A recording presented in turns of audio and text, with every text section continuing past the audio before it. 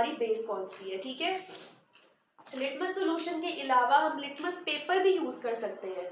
जब भी litmus paper की स्ट्रिप हम किसी अननोन सॉल्यूशन में डालेंगे ना, अगर लिटमस पेपर रेड हो गया तो हमें पता चल जाएगा हमारा सॉल्यूशन क्या है, एसिड है।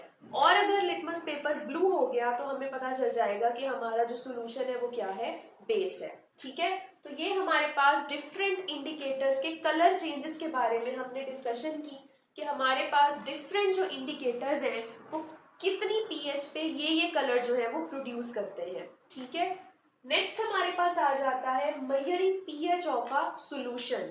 अब हमने अगर किसी अननोन सॉल्यूशन की पीएच फाइंड आउट करनी है तो वो हम किस तरह करेंगे, तो वो हम देख लेते हैं। तो फर्स्ट हमारे पास आ जाता है यूनिवर्सल इंडिकेटर। ठीक है, आपको स्क्रीन पे भी शो हो रहा होगा। यूनिवर्सल इंडिकेटर में हमारे पास जो पीएच है ना वो हम पीएच पेपर स्ट्रिप से मेजर करते हैं।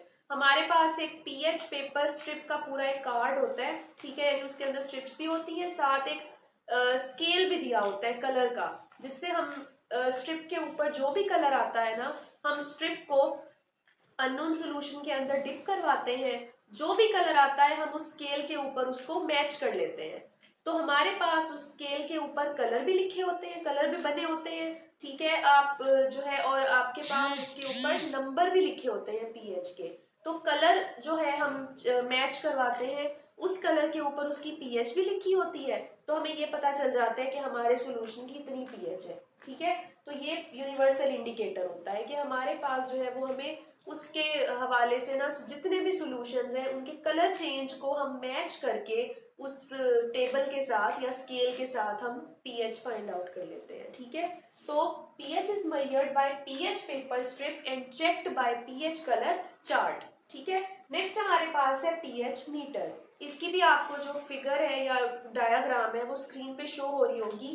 पीएच मीटर हमारे पास जो है ना उसमें बेसिकली ना एक इलेक्ट्रोड होता है। ठीक है, इलेक्ट्रोड के बारे में पता ही होगा ना आपको, जो हम जब सेल्स बनाते हैं तो हमारे पास इलेक्ट्रोड्स होते हैं। ठीक है, जो सॉल्यूशन में डिप करवाते हैं।